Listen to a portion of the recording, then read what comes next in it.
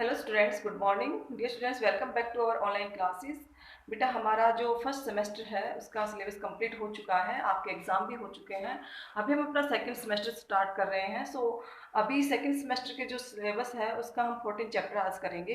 13 chapter जो आपका है उसको हम अभी नहीं करेंगे, उसको हम क्लासेस शुरू हो जाएंगे अब आपकी, तो क्लासेस में करेंगे उसको। तब तक हम इस पॉलीगन्स वाले चैप्टर को कंप्लीट करते हैं, ठीक है। तो अभी हम बेसिक समझ लेते हैं कि यहाँ पे जो बेसिक है वो क्या है, किसके बारे में, पॉलीगन्स के बारे में। तो हम इसमें पॉलीगन्स के बारे में पढ़ेंगे भी, पॉलीगन्स होता क्या है। तो इससे पहले बेटा एक चीज और पढ़ लेते हैं हम। देखो, पॉलीगन्स के बारे में पढ़ने से पहले हम पढ़ते हैं एक बार कर्व के बारे में। कर्व क्या होता है, ठीक है। एक होता है ओपन कर्व, एक होता है क्लोज्ड कर्व।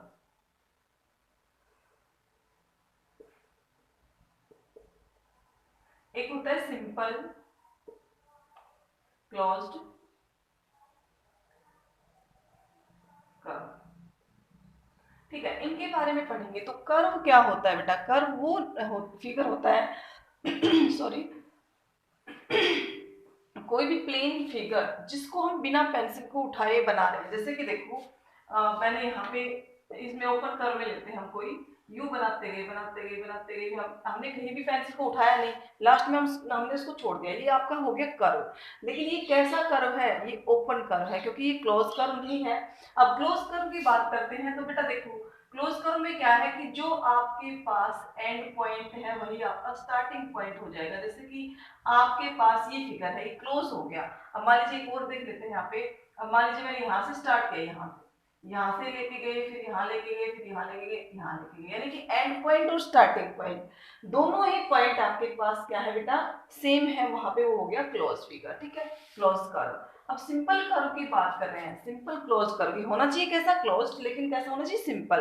अब जहां पे जो लाइंस हैं यानी कि लाइन सेगमेंट्स हैं वो एक दूसरे को इंटरसेक्ट ना करें, वो होते हैं सिंपल क्लोज कर्व। अब देखो, इस कर्व में और इस कर्व में क्या डिफरेंस है? इसकी जो लाइन सेगमेंट है वो इंटरसेक्ट कर रही है, तो ये हो गया आपका सिंपल, नहीं होगा ये। और ये इंटरसेक्ट नहीं कर रही है कहीं पे भी, तो ये आपका हो गया क्लोज्ड कर्व, ठीक है, सिंपल क्लोज्ड कर्व।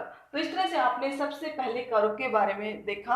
अब हम इसके बाद देखो, कर्व के बारे में कंप्लीट हमें इंफॉर्मेशन मिल गई, हमारा जो बेसिक है वो कंसेप्ट क्लियर हो गया। अब हम चलते हैं पॉलीगन्स पे। पॉलीगन्स होते क्या है इसके बारे में पढ़ेंगे, ठीक है। अब देखो बेटा, अब बात करते हैं पॉलीगन की। अब बात करते हैं पॉलीगन की, तो सिंपल क्लोज कर्व जो होते हैं, देखो आपके पास ये भी कर्व है, अगर मैं इस तरह से बना दूं, ये इस तरह से बना दूं, तो भी ये कर्व है, लेकिन ये कैसा है, क्लोज है। और ये कैसा है, ओपन है। लेकिन ये कैसी लाइन से बना हुआ है? ये एक मतलब कर्व लाइन से बना हुआ है। लेकिन इसमें क्या है भाई, पॉलीगन क्या होते हैं? पॉलीगन वो होते हैं कि जो क्लोज, सिंपल क्लोज कर्व हो, लेकिन किससे बने हो, ओनली लाइन सेगमेंट से। किससे बने हो, ओनली लाइन सेगमेंट से। जैसे कि आपके पास लाइन सेगमेंट्स होती है, ठीक है, आपके पास कैसे भी बना सकते हैं हम इसको भी, हमारे पास कैसा भी फिगर हो सकता है, लेकिन कैसा होना चाहिए, सिंपल क्लोज कर्व होना चाहिए। और दूसरी बात, केवल लाइन सेगमेंट से बना होना चाहिए, ठीक है। तो जो लाइन सेगमेंट्स होती हैं उसको हम उस पॉलीगन की क्या कहते हैं, साइड्स कहते हैं, ठीक है। तो यहाँ पे पॉलीगन क्लियर हो गया। अब बात करते हैं कनकेव पॉलीगन की और कन्वेक्स पॉलीगन की। तो बेटा, कनकेव पॉलीगन्स क्या होती हैं? कनकेव पॉलीगन होती हैं जिनका कम से कम वन एंगल 180 डिग्री से बड़ा हो, या ये मान लीजिए हमारे पास ये 180 का नहीं है, सॉरी, ये आपका 270 के नियर अबाउट है। तो यहाँ पे ये कहा है कि भाई जिसमें वन एंगल, कम से कम वन एंगल, देखो दो की बात नहीं कर रहे, तीन की बात नहीं कर रहे, हम ओनली वन की बात करें कि उसमें वन एंगल जो है वो कम से कम 180 से मोर देन होना चाहिए, यानी कि ज्यादा होना चाहिए, ठीक है।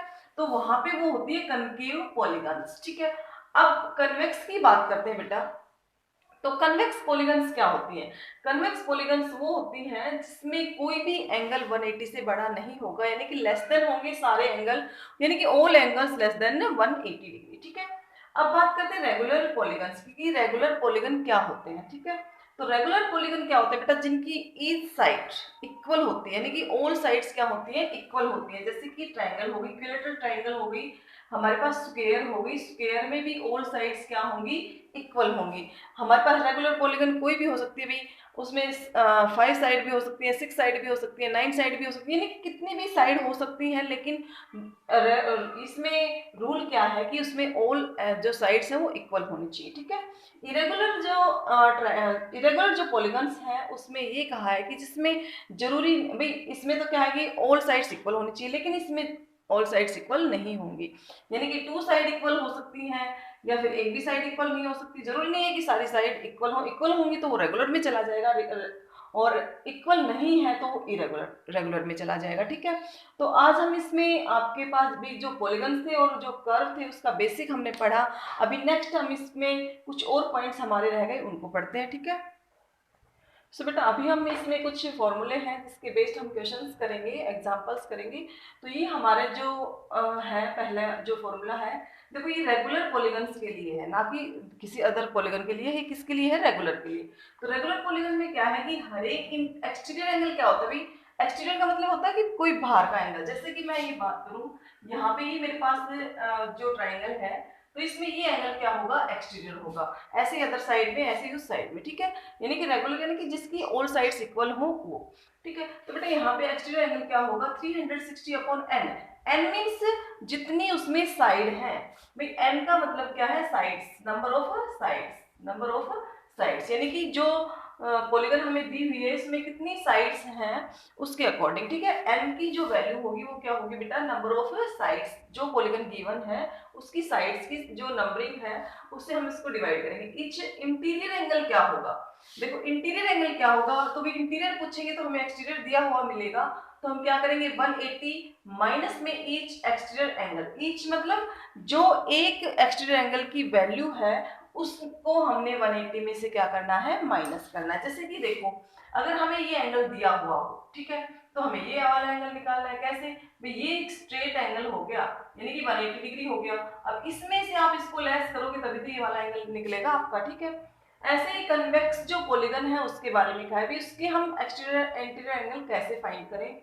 तो देखो बेटा, सम ऑफ ऑल इंटीरियर एंगल्स, हर एक इंटीरियर एक्सटीरियर एंगल को निकालने के लिए हमने क्या करना है, कन्वेक्स में 4 राइट एंगल्स, यानी कि 4 को किससे मल्टीप्लाई करना है, राइट एंगल से। अब राइट एंगल क्या होता है, 90 डिग्री। देखो सम ऑफ ऑल एक्सटीरियर एंगल, भाई सभी बाहर के जो सारे एंगल्स हैं उनका सम हमें फाइंड करना है।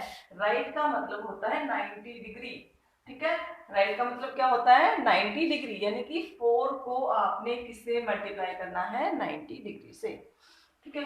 क्योंकि सभी का जो एक्सटीरियर एंगल होते हैं सम उनका 360 होता है, अभी हमने यहाँ पे पढ़ा, ठीक है। नेक्स्ट है सम ऑफ ऑल इंटीरियर एंगल्स, भी सभी अंदर वाले एंगल्स का जो सम है वो हमें फाइंड करना है। तो बेटा उसका फॉर्मूला हो जाएगा 2n माइनस 4, यानी कि 2n, n वही बात है कि n क्या हो जाएगा आपका, नंबर ऑफ साइड्स, जो भी हमें पॉलीगन गिवन है उसकी उसमें कितनी साइड्स हैं उनकी यहाँ पे संख्या हमें पुट करनी है, और माइनस में 4 यहाँ पे राइट का वही मतलब होगा 90 डिग्री, ठीक है।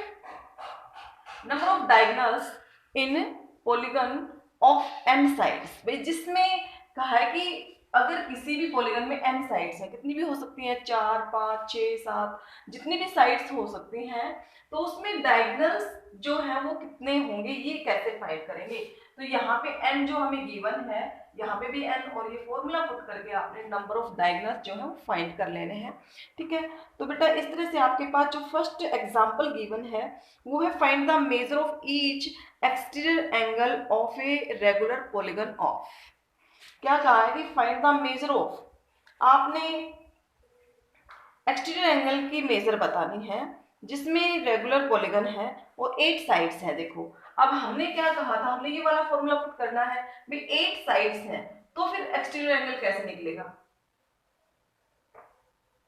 एक्सटीरियर एंगल इक्वल टू क्या हो जाएगा, 360 तो है ही, अपॉन में n, n हमें कितना दिया हुआ है बेटा 8, तो 8 अपॉन में हो जाएगा इसके। अब 8 से डिवाइड कर दो इसको, 8 बन जाए 8, यानी कि 45 डिग्री, ठीक है।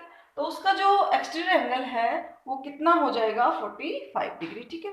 तो इस तरह से आप इनको निकाल लेंगे इस टाइप के क्वेश्चंस को। तो बेटा जो एग्जांपल्स हैं वो आपने एक बार जो आपके पास ये जो फॉर्मूले हैं, जो बेसिक कंसेप्ट हमने करवाया है, इसके बेस्ड जो क्वेश्चन हैं आपने सॉल्व करने हैं। किसी क्वेश्चन में प्रॉब्लम आती है तो आप मेरे से इसके बारे में डिस्कस कर सकते हैं। नेक्स्ट वीडियो में इसको सॉल्व कर लेंगे हम फिर, ठीक है। और बेटा इनको आपने रफ नोटबुक में करना है, ना कि फेयर नोटबुक में। रफ नोटबुक में कर लेंगे आप, ताकि आपको एक्सरसाइज करने में कोई प्रॉब्लम ना आए। एग्जाम्पल कोई समझ में नहीं आता है तो आप मेरे से इसके बारे में कॉन्टेक्ट कर सकते हैं, आप व्हाट्सएप पे भेज सकते हैं। तो आज आपका इतना ही रहेगा। नेक्स्ट क्लास में हम इसकी 14 जो ए एक्सरसाइज है उसको कंप्लीट करेंगे। Thank you, have a nice day.